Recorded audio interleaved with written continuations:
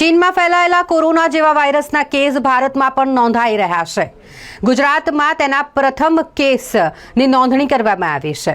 ભારતમાં 3 કેસ નોંધાયા છે અને ગુજરાતના અમદાવાદમાં જેમાંનો 1 કેસ છે. નાના બાળકોમાં HMPV વાયરસનું સંક્રમણ સામે આવી રહ્યું છે, જે અંતર્ગત સરકાર હવે એક્શન મોડમાં છે. ગુજરાત સરકાર દ્વારા આ મામલે માહિતી આપવામાં આવી છે કે ટૂંક જ સમયમાં HMPV વાયરસને લઈને વિદેશથી આવનાર માટે એડવાઇઝરી જાહેર કરવામાં આવશે. એક ગાઈડલાઈન તૈયાર કરવામાં આવશે, જેમાં RT-PCR ફરજિયાત કરવામાં આવશે. અમદાવાદમાં 1-2 મહિનાની બાળકીમાં HMPV વાયરસનું સંક્રમણ જોવા મળ્યું છે. આ સિવાય ભારતના કર્ણાટક રાજ્યમાં 2 બાળકોમાં આ સંક્રમણ જોવા મળ્યું છે. એને શરદી ખાંસીની તકલીફ વધતા આપણે લાવવું પડ્યું હતું અને વેન્ટિલેટરની જરૂર બધી પડી. ટ્રીટમેન્ટ કર્યા પછી બાળક હવે એકદમ સ્વસ્થ છે.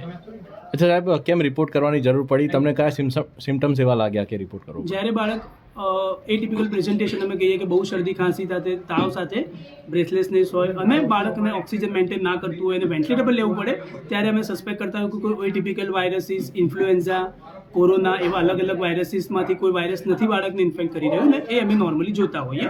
એ મેટાનિમો વાયરસ જે પ્રમાણે બાળકની ટ્રાવેલ હિસ્ટ્રી નથી અને ઓલરેડી બાળક જન્મ પર વેન્ટિલેટર પર રહ્યું હતું, સલ્ફેટ નામનું ઇન્જેક્શન આપ્યું હતું અને ઓક્સિજન લાંબો ટાઈમ જરૂર પડી હતી, તે જોતાં બાળકને સાદો મેટાનિમો વાયરસ જે અમે રૂટીનલી ICUમાં જોતા હોઈએ એ વાળો ઇન્ફેક્શનનું જ વધારે લાગે છે. બાકી બીજું કોઈ ચિંતા કરવાની જરૂર નથી.